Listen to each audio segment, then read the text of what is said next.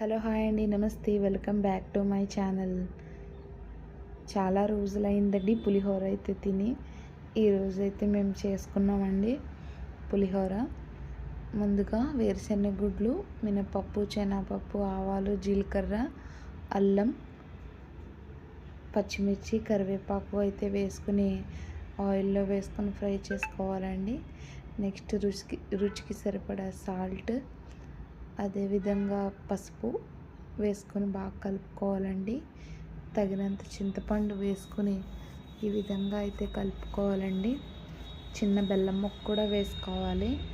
ఈజీగా చేసుకోవచ్చండి పులిహోర. ఈ విధంగా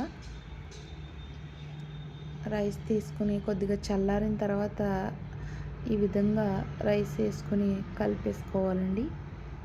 subscribe my channel. Thank you.